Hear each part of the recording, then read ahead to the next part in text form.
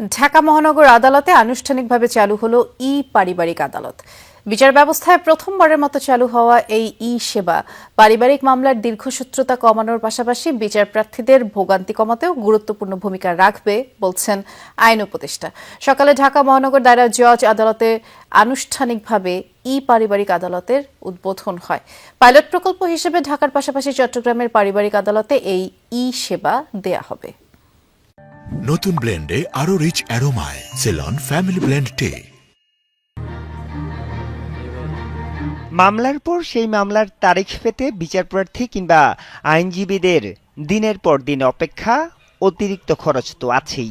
বিচারপ্রার্থীদের এই দুর্ভোগের কথা মাথায় রেখে প্রথমবারের মতো ঢাকা মহানগর দায়রা জজ আদালতে চালু হলো পারিবারিক আদালত। সকালে এর আনুষ্ঠানিক উদ্বোধন করেন আইন উপদেষ্টা ডক্টর আসিফ নজরুল। এই আদালতে যে কোনো জায়গা থেকে মামলা করতে পারবেন বিচারপ্রার্থীরা। মামলার অগ্রগতি, তারিখ, ফলাফল থাকবে ড্যাশবোর্ডেই। আদালতে হাজিরাও দেয়া যাবে অনলাইনেই। পারিবারিক আদালতের মাধ্যমে বিচারপ্রার্থীদের সময়, খরচ এবং ভোগান্তি কমবে বলে মনে করেন আইন উপদেষ্টা। এটাতে যে ভোগান্তি কমবে, সময় বাঁচবে, দুর্নীতি কমবে, খরচ কমবে, এটা নিয়ে আমাদের কারো কোনো সন্দেহ নেই। আমাদের যে রেজিস্ট্রেশন প্রজেক্ট আছে সেটা আমরা শুরু করে দিয়ে যাব, জুডিশিয়ারি আমরা শুরু করে দিয়ে যাব। আমরা আশা করব আমাদের যারা পলিটিক্যাল পার্টিগুলো আছেন ওনারা নিশ্চয়ই আমাদের চেয়ে দেশকে বেশি ভালোবাসেন এবং সেটা প্রমাণ করবেন, এগুলি কন্টিনিউটি রাখবেন। এই পারিবারিক আদালত তৈরিতে সহায়তা করেছে একটি বেসরকারি বিশ্ববিদ্যালয়। এটি দেশের বিচার ব্যবস্থার বিপ্লব।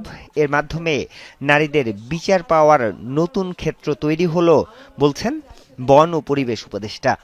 সত্যি যদি এটাকে আমরা টিকিয়ে রাখতে পারি আর রেপ্লিকেট করতে পারি, এটা একটা আসলে বিপ্লব করে দেবে। এটা বিশেষ করে নারী জাতির জন্য যারা নির্যাতিত এবং নানান অবিচারের শিকার।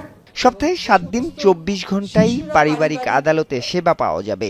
পাইলট প্রকল্প হিসেবে ঢাকার পাশাপাশি আগামী 30 নভেম্বর থেকে চট্টগ্রামের পারিবারিক আদালতেও চালু হবে এই সেবা। প্রক্রিয়াগুলোকে সহজ করার উদ্যোগ নেওয়া হয়েছে।